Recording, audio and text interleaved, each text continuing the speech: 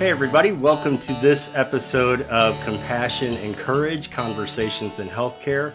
This is the podcast where we teach compassionate communication, provide perspective, and inspire resilience.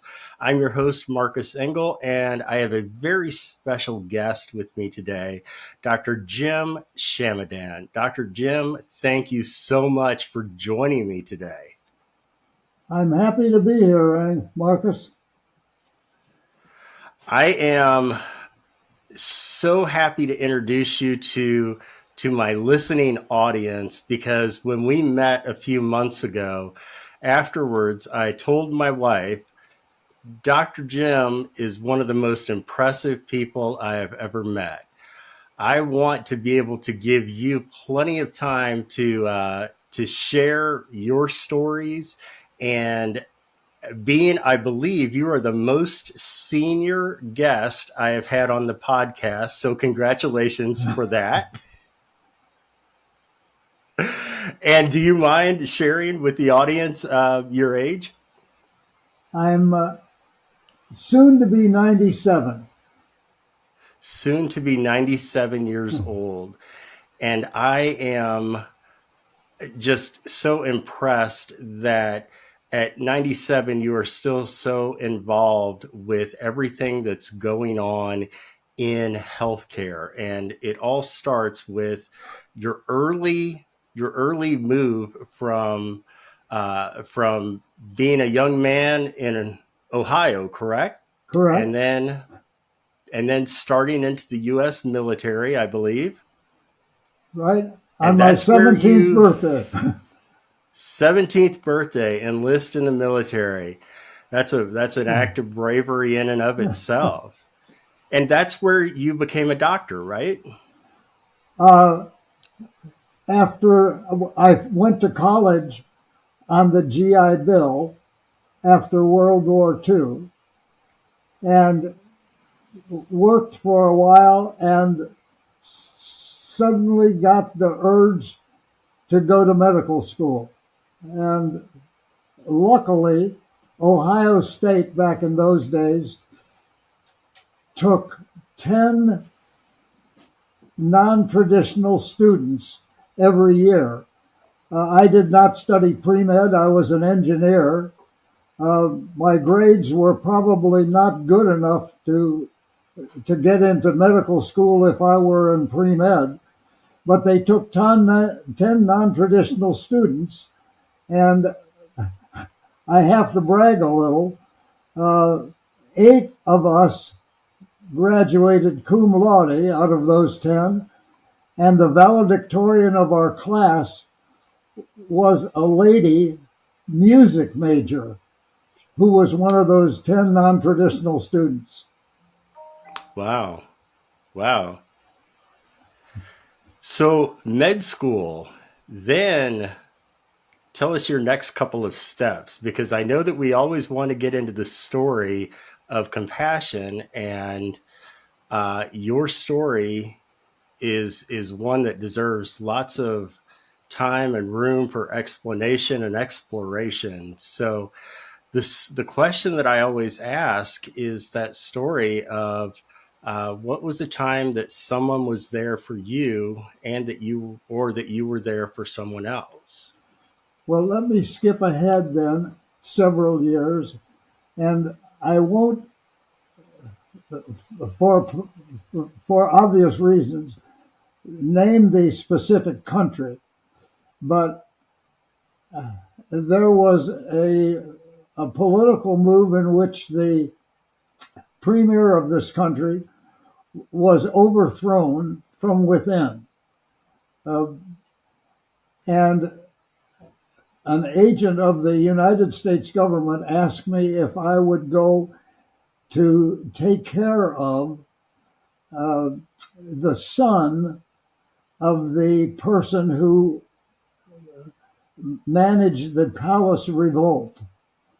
I think any historian listening could probably figure this out, but it was in May of 1962, and I was kidnapped to go into the area where this young man was living, and he had generalized tuberculosis. I was told that he had generalized tuberculosis before I left, and so I didn't have a specific treatment for that, and streptomycin was the drug of choice, but I did have some drugs that combined penicillin with streptomycin, so I took those with me. And anyway, ended up outside of the United States with a young man about 11 or 12 years old who had generalized tuberculosis, and I was lucky enough to inject him with streptomycin and penicillin, and unlucky enough that the shock of being injected with this caused a sudden cardiac arrest on his part. Bad news. Yeah. When this happened, I heard a gun click, a long gun, and several of the people that were present did not speak English and pointed the gun at me, and I immediately began mouth-to-mouth resuscitation, which worked. I'll stop there for a minute. Is there anything that's unclear about that? No, I just want to try to summarize to make sure that I'm getting all the points. You are at this point a medical doctor overseas, kidnapped by the quote unquote enemy, and are tasked with saving the life of a political leader's child. That in and of itself is an incredible story. But at this point, you're being held at gunpoint and performing rescue breathing. Wow. I can't even ask you what's going through your head, because I'm not sure you can do anything in that moment except be present. And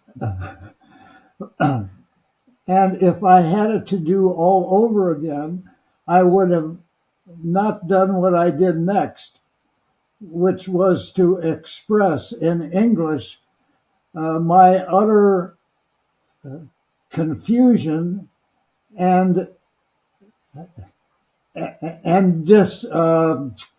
anger at someone pointing a gun at me, and although the man pointing the gun at me did not speak English, I am assuming that he could tell by my voice and an action that I wasn't pleased. But he wanted to assert his authority, and he did that by taking his rifle butt and smashing me in the face. He won that argument in a microsecond. I can imagine. So, which part of your face was broken? Well, I didn't know it at the time, but a couple of weeks later, miraculously, I broke my zygomatic arch and lost about 4 teeth and broke my jaw. I did not know it at the time. I just knew he won the argument quickly and concisely. Yeah. So what happened next? Everybody left me alone in this house except for an elderly woman and an elderly man. And nobody talked to me. Nobody told me anything. I was just huddled up. But I did have my medical bag with me. And within that bag, I had some morphine syrettes. These are little things that we used to use in the military, 1/4 grain of morphine in a little like a mini toothpaste tube. So I stuck myself with one of those and got some sleep for a while. And when I woke up, um, I I had to pee, and I didn't know, nobody was around, and so I went to there's the sliding door on the room that I was in, and I slid the door open and went outside to relieve myself. And it was late in the afternoon, and I was totally unfamiliar with the surroundings. But in the process of micturition, uh, a hand grabbed me by the shoulder.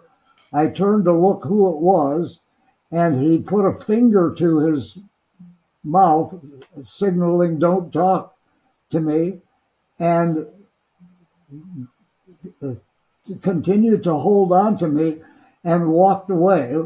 So I left my medical bag. I had shoes and what I wore to be up there, and we left.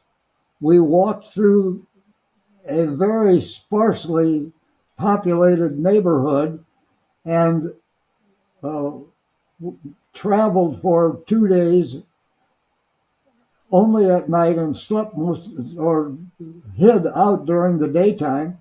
Uh, and again, without revealing where the country was, we were going south until we got to an area that was dominated by the United States. Um, I'll relate one instance. We came across a Quonset hut kind of structure that had some papers and had a pencil sharpener. And we took the pencil sharpener shavings into used paper towels and smoked them. If anybody would ever ask me, "Do you think you were addicted to cigarette smoking?" the answer is yes. We smoked pencil sharpener shavings made a cigar out of this with paper towels. Uh, I look back Sign on of that the times, yeah, right? how addicted I must have been to cigarettes at the time. Certainly. We eventually, after about 3 days, got back to where the individual that got me had a truck parked, and we then went on to an American military facility where they immediately separated us and interrogated us both. And I never saw him. I never saw him again in this country. So this individual, during your frightening and painful ordeal, this individual kind of sneaks up out of the bushes and rescues you. I feel like we may not use that word a lot, but this was in a literal sense, literally rescued you. Yes, and the fact is, he and I had been on R&R, which is rest and relaxation, to a neighboring country,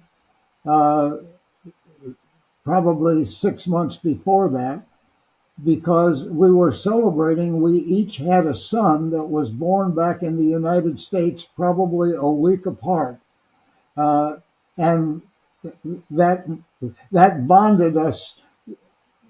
That we went on R&R together, and of course, when you're going on R&R with another guy in that part of the world, there's adult beverages are always involved. Plentiful. We were both celebrating our firstborn sons. Mhm. So we became really good friends at that point, and I think that was one of the reasons that he was motivated to come and try to find me. He pretty much knew where I was, uh, but I had no guards, so it was easy just to walk away. But we were not in United States controlled territory at the time. It's a amazing story, and glad you got out of it okay, because following your military service at that time, there was more military service, and then service in the public sector and in the private sector. And I want to touch on something from your bio too, beyond the idea of compassion and courage, and beyond the idea of personal compassion experiences, that you had spent time overseas in some longevity research. Uh, Part of my work was was a little outside the standard military, and I was allowed to live in Switzerland or operate out of Switzerland for a while with my family. And at the time, in this relatively small town in Switzerland, there was a spa devoted to longevity, where they did things like monkey gland injections and some things that we don't talk about in the United States and probably don't do. Uh, but I immediately got connected with a few of these physicians or physiologists from the spa, and we began thinking and worrying about longevity. And anyway, as a result, uh, we did some things and thought about some things that involved, because of my engineering background, when iron rusts, we have a ferrous oxide or ferric oxide as a result of oxidation. When ring compounds, which we're composed of, undergo oxidation, uh, the ring breaks up and forms other compounds. And so we were trying to approach aging the same way we would prohibit or inhibit rust formation in a metallic substance. Um, and anyway, what can we do to delay or inhibit totally the rusting of ring compounds? I don't know how well we did, but I think we made some efforts. And the first thing you have to do, of course, is to avoid cancer, heart disease, and stroke, because those will get you no matter what you do. Yeah, right. And this may be a big assumption, but how much of your longevity do you attribute to this work that you were able to be part of? Uh, I I wish there were a way that I could scientifically measure that, uh, Quantify, yeah. uh, but we can't. All I can say is that my cognitive abilities at this age uh, seem to be still pretty good. I can remember drug doses, maybe 30 or 40 drug doses based on milligrams per kilo of body weight and things of that nature. Um, I also think that,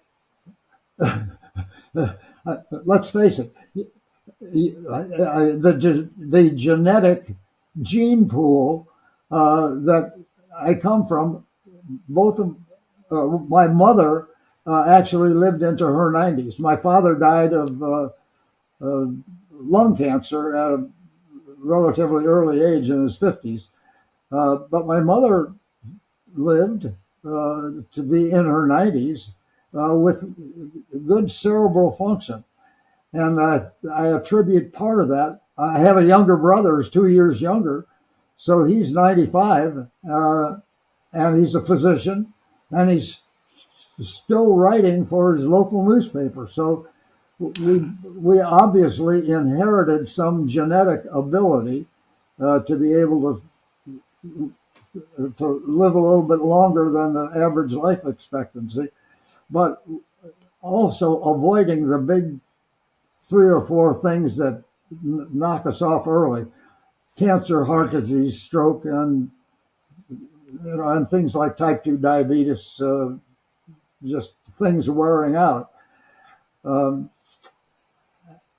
I wish I could remember enough to have tried to develop some steps along the way. I did not.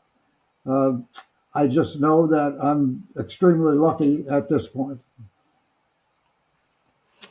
Well, and the world is lucky to have you, because let's keep going a little bit more through your history. After military service, you came into work in Arizona, I believe.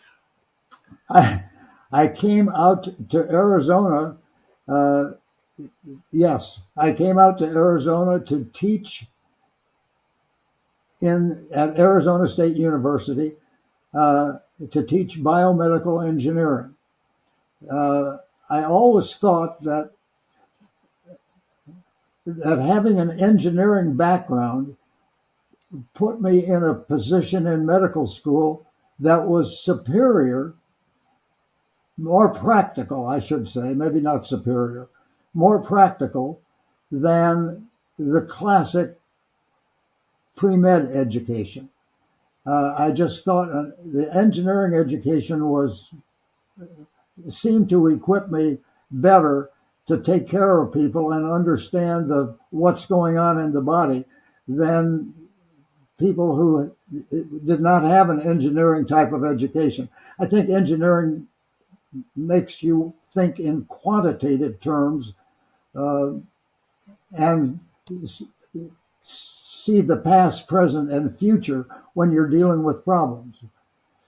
It's just a different mentality, a way of solving problems. And I think the engineering education is superior.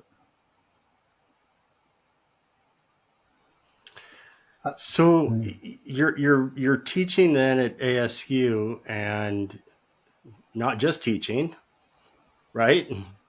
Well, I was teaching at ASU, but at night I was working in the emergency room of one of the Scottsdale hospitals.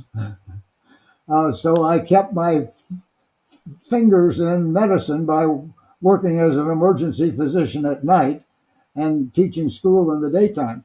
But the idea, it was a perfect fit, because between patients I could grade papers and prepare my lectures for the next day and that sort of thing, in a perfect environment. So I took advantage of every waking moment doing something. And that's how things get accomplished. So with your experience over the years, and what's something that excites you today about medicine or healthcare? Well, I think I'm fascinated daily by changes, first of all, in material. Material science has done so much for medicine.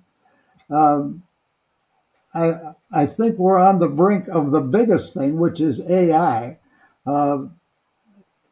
It's revolutionizing medicine, in my view.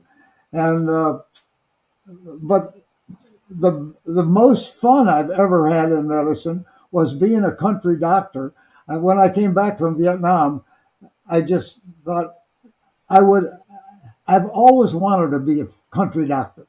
And so I went to a little town called Geneva, Ohio, and and teamed up with a great board general surgeon whose father was a doctor in the town before him, and he had a 17-room house right downtown, and we converted it into our medical facility. It was wonderful being in partnership with a board general surgeon. So between the two of us, we could take care of almost anything. We were only 20 miles away from Cleveland, so we had great facilities available to us. And I loved being a country doctor. I liked going out and making house calls. Things were, I made two house calls that I remember. I made house calls on a lady whose husband owned the local lumber yard. It burned down. He was killed in the process, and she was left with no insurance, almost penniless, and she played the organ at church. When I would go out to her, she would ask me for a house call. She had hypertension. I would take some hypertensive drugs, go out to her house, and in the springtime, she would have strawberries, and I would take home some strawberries for strawberry shortcake. And in the fall, when she asked for a house call, I would go out and I would get a pumpkin pie and a couple of pumpkins from her garden to carve for Halloween. The greatest experience ever. Yeah. Just wonderful being a country doctor. And you get surprised. One time I called in the morning before I left home to call the office that opened like at 6 o'clock in the morning. Said, what should I do? She said, the nurse would say, go out to this house in the country. They have shoveled out the driveway and they've got the dogs tied up. And so you can get into the house. And I said, what's wrong? And they said, Grandma is blue. I thought, well, Grandma's depressed. When I went out there, it wasn't that Grandma was depressed. Grandma was truly had turned blue. But just being a country doctor and making house calls was the greatest experience in the world. And I have to say, the only decent contribution, I guess, that I made to medicine in that little town was if I delivered your son and you named him James or Jim after me, I circumcised him free of charge. So, so there were a lot of Jims in Geneva, Ohio. That is hilarious. That is hilarious. So wow. So you went kind of from the gosh, I almost want what you're talking about reminds me a little bit of being a kid growing up watching Little House on the Prairie with the country doctor making the house calls and taking the medical bag along. And granted, you weren't probably using horse and buggy, but very much the barter system for medical care. Yeah.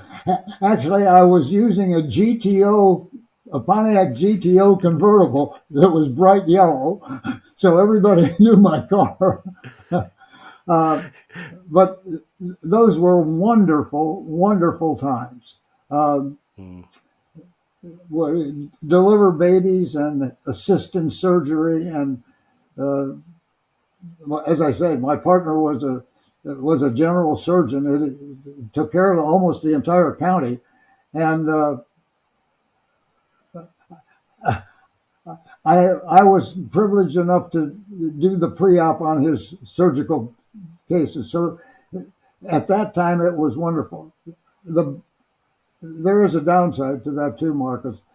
Over time, we became older, and no new doctors came to our town. The pharmacy closed, the downtown closed up. The young people, when they graduated, they went someplace else to work and continue their lives, and that town just rusted away. It's a shame, but that's what happened. Yeah. And we could The not, perfect part of the country that rusted away. and no doctors wanted to come to join us. It was just no incentives. But then Sears Roebuck, or the Sears Company, built clinics around at least the northern part of the United States, built clinics and helped small towns get doctors, but they didn't do anything in our town. That town just sort of rusted away. Yeah, it's a story of a lot of American small towns in that area. Well, Dr. Schamadan, I, I got to know you when I was invited to come out to Honor Health to speak for the Janet Schamadan uh, nursing event. And Janet was your late wife. And could you tell us a little bit about some of her work and how this annual event got started? Uh, when she graduated, we when we got married, Janet was a nurse at Ohio State, and it was instant love on my part. Um, and I think she agreed to marry me partially because I had an internship in Hawaii. So, and my wife was allowed to come with me. So uh, we got married instead of going to graduation, uh, I, because I graduated cum laude, I got a cap and gown and a parking place and 2 seats down close at graduation. So on graduation day, I sold this package to a classmate, and I went to New Jersey and got married on the day I graduated from med. So I didn't attend my own graduation, but instead got married. We went to Hawaii. The unfortunate part was that when we were in Hawaii, a student nurse from the same class with my wife came to Hawaii to visit us and have a couple of weeks in the sun, but brought the bad news that my wife, who had worked for a family doctor in her hometown for a year, where she did the lab work and took X-rays every day, they found that the door to the X-ray room was not lead lined. So she had accumulated over the period of year uh, a significant dose of radiation, which uh, our radiology department at Tripler, where I interned, uh, predicted based on the radiation exposure when she would have a blood disease, and she had got leukemia, uh, acute myelogenous leukemia, in the same year that they predicted, and she died. There was no treatment for acute myelogenous leukemia back then, and so she died of radiation exposure, died of leukemia secondary to radiation exposure. So, but during her lifetime, when we were in Saudi Arabia, she and another nurse started a nursing school with the full approval of the Saudi government, and she trained nurses to become nurses in hospitals in Saudi Arabia. They're a little different than the nurses here, in that they must wear a complete headdress and full body uniforms. But anyhow, that was her passion, was continuing nursing, taking care of the frail elderly. And so when she died, I said I would like to do something in her memory. And the board of the hospital said, whatever you gather, whatever you can get in the first month, we will match it. And was very lucky and got a reasonable amount of what I thought was a good amount of money. And the board, to their credit, matched it. And this was, I think, when you were there last year, I think that was our 34th year of having the Janet Schamadan nursing seminar uh, in her honor. And we take care of the nurses. And it was kind of a thing. I'm married to a nurse. My mother was a nurse. So I pushed white stockings out of my way over the shower curtain for many years. Um, that when I ran the hospital system, I was very partial to the nurses. I would come in on my after church on Sunday, make rounds of every nursing station, find out what they wanted. If they didn't have it, I went to the store and got it for them and brought it back. I think hospitals gain their reputation partially on the quality of the physicians that want to practice there. But what makes good physicians want to practice there are you got a nursing staff. And if you take care of those nurses and nurture them and listen to them and give them a say in what happens, you've got this. That's the secret formula for having a wonderful hospital. And I think your life experience certainly validates that.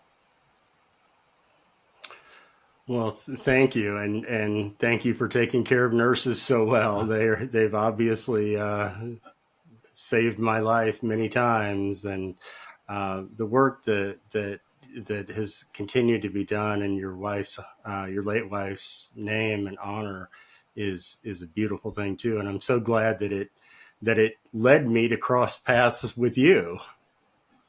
Well, Marcus, I think we've been having this nursing seminar, I call it, for over 30 years. And we've had some outstanding injections of new thoughts and into the nursing community. But I have to tell you, out of those 34 years, your story touches the heart of nursing like no other story I have ever heard. And I just think Thank you. I think the job that you're doing, and this podcast among them, is doing the Lord, in my estimation, is doing the Lord's work. Thank you. That means so much. That means so much to me. Thank you for that. I couldn't ask for a better compliment, sir. And so with the last little bit of time that we have today, I always ask this question to kind of gauge, well, I guess one's personality and one's philosophy and outlook on life. But if you, sir, had the world's largest billboard on top of the world's tallest mountain, what's the billboard message that you would want to broadcast to humanity? Well, do I get a couple of points?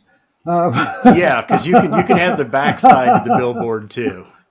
I think, first of all, if you're blessed with a family, that's the Lord has given you a big head start if you have a family. Number one. Number two, think about second chance management.